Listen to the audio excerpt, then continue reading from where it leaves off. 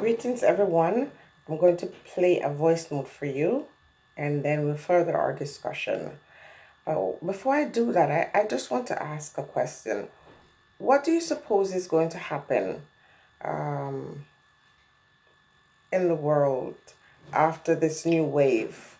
Do you think things are going to go back to normal? I think we have to get used to the fact that things will not go to normal in many regards. Because once we've established that we don't need certain things, we're not going to have certain things anymore. Now, the new wave, when it passes, the second wave will kick in. And during this time, individuals are going to have to be very strong, not just physically, but mentally. People have to know themselves. You have to know who you are as an individual.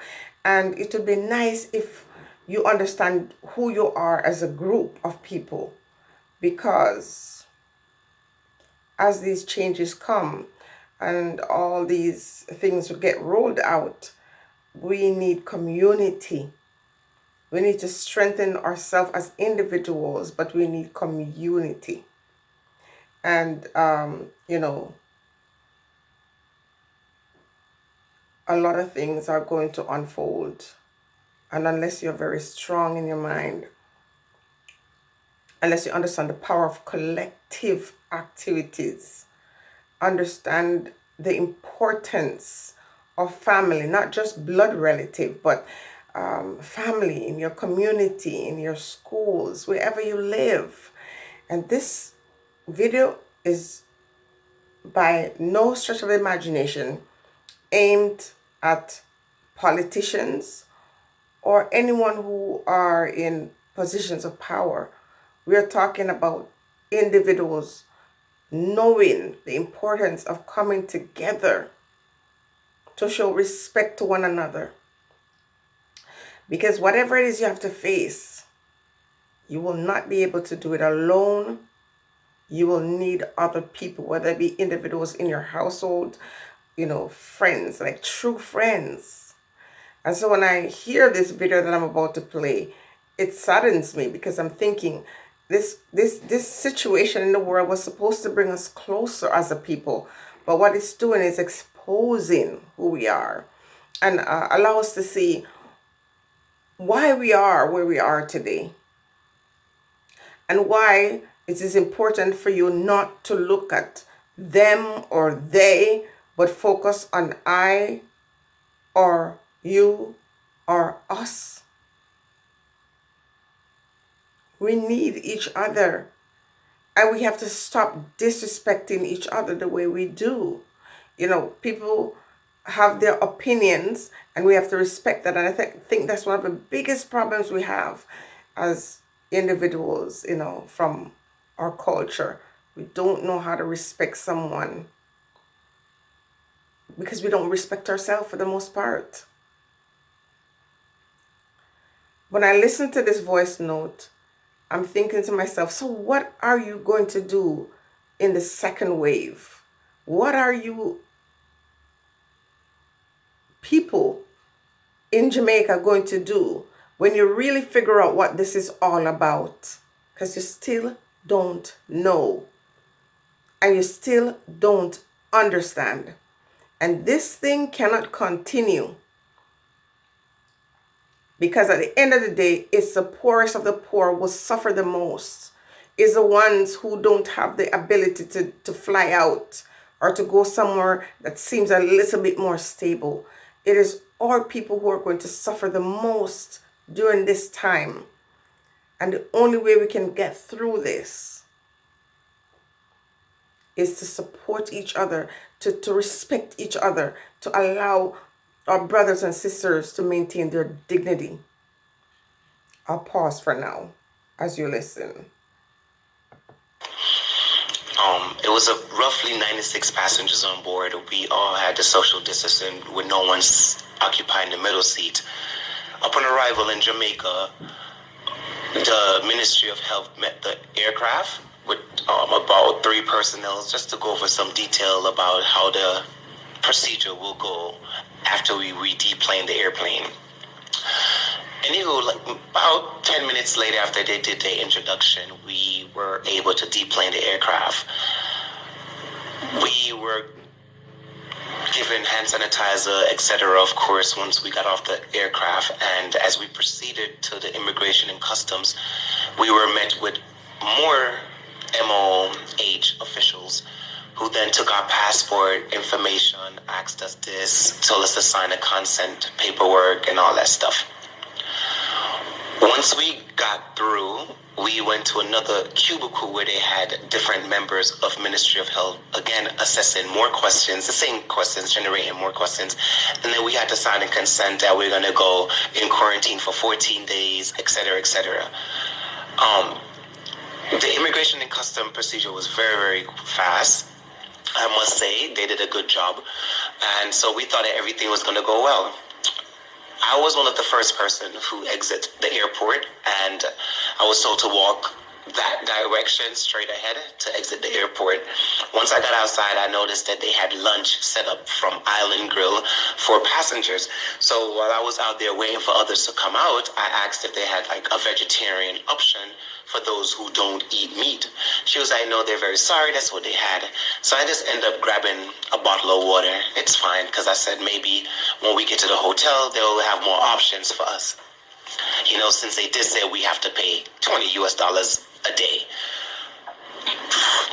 Once I got on the bus, I think roughly 18 more persons joined me. Along with the baby, made it to be 20 people on board. The first 9 rows far away from the bus driver were empty. They started filling persons up from the back of the bus all the way to the back of the bus. So it was like 20 of us, even though we all... What a scene that he's painted.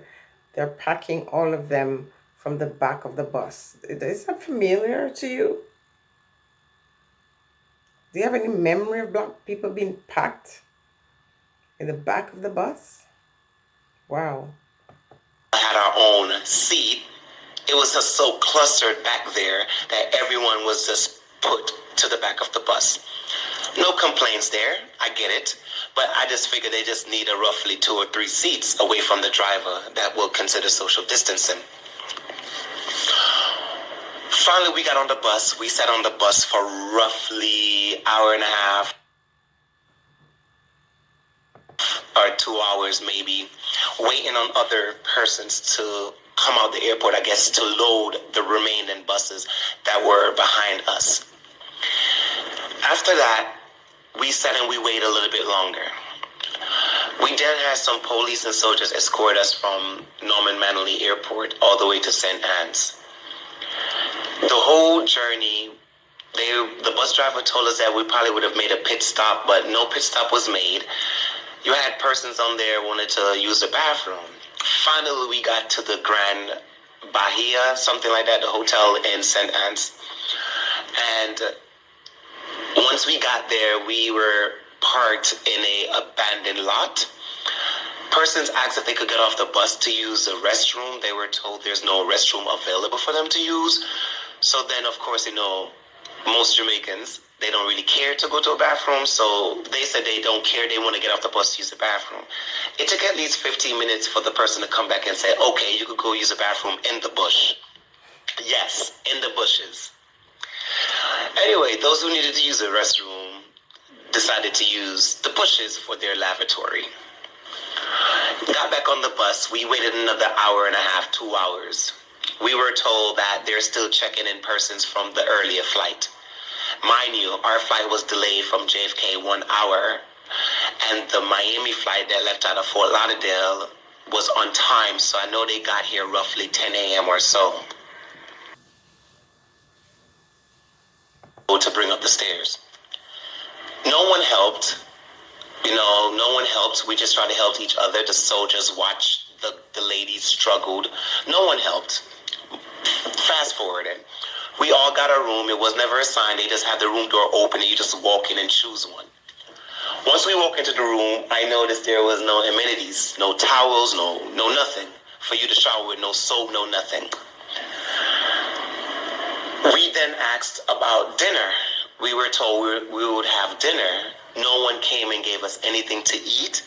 Now, mind you, most of us been traveling all day. We didn't really get anything to eat in the airports in New York because most of the restaurants and all the restaurants there is closed. And then when we got to Kingston, we weren't able to get anything else because we just had to literally go outside. So those who ate the island grill had something on their stomach. Those who couldn't eat the island grill was out of luck, myself included. Finally, I cried myself to bed knowing I have an underlying issue and underlying health condition issue, and I have to eat something for me to take my medication. I couldn't do so, so I cried myself to sleep. Finally, I probably fell asleep around. See, we're already seeing the theme of inequality that exists in our own space. We're always in the world fighting for justice and equality and so, all these things, but we're denied these things from our own people. We deny each other the respect. So what do you expect other people to do? 12:10 a.m. this morning, bang, bang, bang, bang, bang on the door as if I'm being evicted. Only see a soldier with another booklet and a pamphlet, whatever he had, to ask me more questions, the same question that I've been answering since I got to the airport. Being annoyed and over the day already, I said, is there anything to eat? His response was, I don't know nothing about any food. I'm just here to get your name and to see if you was exposed to COVID-19 or have anybody around you that would. Do you think that soldier would have spoken to somebody of another race that way? Would they? What is it about us where we have no respect for each other? Why? Where is that coming from? What is causing that to remain in our people? Was exposed. I politely told him that you could come back tomorrow and ask me those questions. I'm going back to bed. The morning arrived. I woke up. It was roughly 9 o'clock. I didn't hear anything from anyone. Still haven't eaten, most of us. And 10:20 came, and they brought breakfast. Mind you, the night before, they asked us about dietary. They asked us what we were allergic to, what we were not allergic to, and we gave all that information at least 3 times to 3 different persons. I woke up only to see a piece of yam and another piece of something, a dasheen, whatever they call it, hard, looked like it was sitting outside for days, and with cornmeal, with corned beef. Mind you, I'm vegetarian, so I cannot intake any corned beef. The corned beef was just sitting there for so long that the oil started to come out of it and just settle. So that was what they gave for breakfast. I notified someone again to let them know that I don't eat meat, and if someone would be able to just resend me a plate with just the food on it without no meat, then I'll be able to have something to eat. I'm still waiting. 2 p.m. arrived. They came with lunch. The lunch was rice with macaroni salad and a piece of fish, I'm assuming. Not assuming, but a piece of fish. When I opened the box, I noticed a piece of fish because I smelled it, and I took the box out of the door to let the person who served me the meal know that I'm allergic to seafood, and also I'm a vegetarian. She said there's nothing she could do about it. That's how they send the food up, and that's how they have to serve it. And I said, but you guys have asked us many times what are we allergic to, why we can't eat this, or what we cannot eat from what we can eat, just to tell me that this is how it has to be served. I ended up putting the food back outside as I couldn't eat it. Instead of she tried to change it or try to bring me some rice with macaroni salad by itself, as she walked away, she's going to comment under her breath, oh, fish don't eat fish. Did you hear that? Did you hear what the lady said to him? The level of ignorance with our people is just very, very sad. Now, don't get me wrong.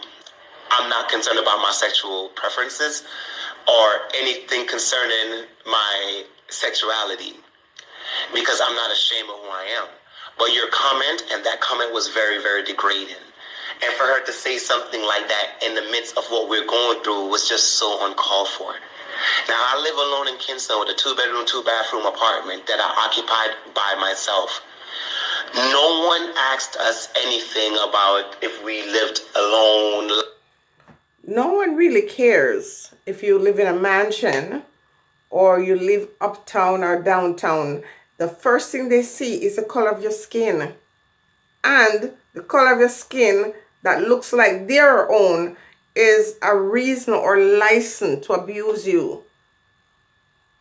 And that's the part that I don't understand. Why are we like this? Why? And what's going to happen when the second wave rolls out?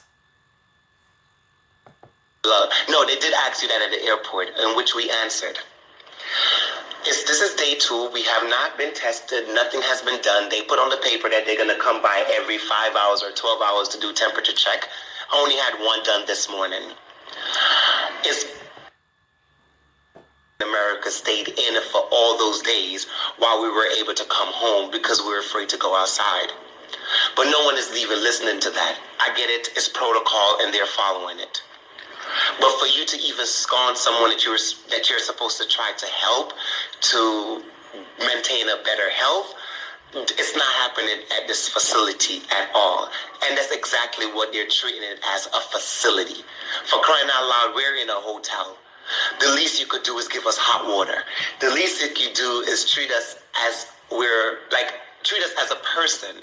You know, they treat us like animals. They treat us like we have done a crime or committed a crime. Every one of us, including myself, feel like we're literally in a jailhouse. You know, they knock on the door, leave the food for us to pick it up, and by the time we come in, try to show concern about what we don't eat from what we don't eat, they're already walking off away from us. No one wants to get close to us. And I mean, I understand you're afraid, but keep in mind, they have to also understand they're the one who have been around persons who have been positive. I haven't. Most of us haven't. They know that, but yet they're still treating us as if they know something that we don't know. They don't know anything more than you know, except the fact that you look like them. So the feet got dragged to the point where these individuals had to wander around or be stuck someplace trying to come home.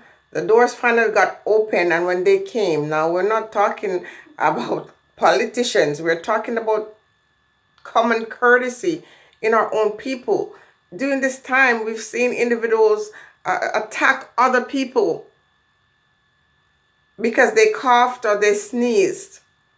During this time, you hear people threatening other person's lives, you know, because they suspect that they might not be well. And I'm saying, if we're just in the first wave, where the whole truth hasn't come out yet, you know, where we get filed and, you know, sorted out like you do goods in a factory, and we're seeing this, what's going to happen? What's going to happen to people who have no money? Because usually they suffer the brunt of these kinds of assault. What's going to happen to the old or the disabled or individuals who, you know, society, who live on the fringe of society, I should say? A lot of questions I'm asking, but I want you to tell me, why are we like this? And I'm asking you to tell me if you don't see a connection between what this guy is saying and the way he's treated and the whole process of getting them there to this point, how they were received in their own country, and yet people come from other places in the world and they would never be treated like that.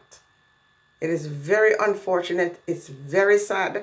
Now, I'm told that, you know, people are trying to do things differently, but at the end of the day, in order for workers to treat these persons who come into the country the way they have been treated, they would have had the impression from those above them that it was okay. And, I feel empathy for these individuals. I shared his story because I think it should be told. And I'm saying, unfortunately, it's going to get worse before it gets better. It's time for Black people to wake up, to understand themselves. It's time. He talks about the food and things that they were given to eat, and the fact that he's a vegan. And I'm saying to us that food is going to be that next wave.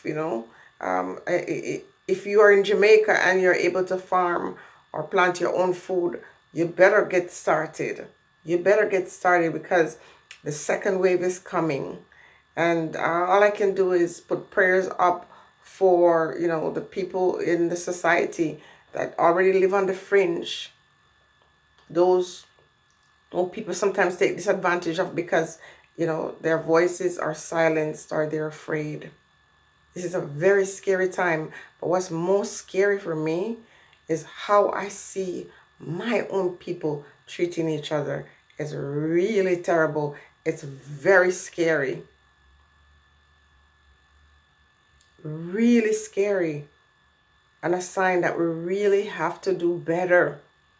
And those who are in positions of power, I don't know what they're thinking, because at the end of the day, yes, you might have more privileges or more access than the common person in the country, but it's only a matter of time before you are hunted, that you become a part of the prey.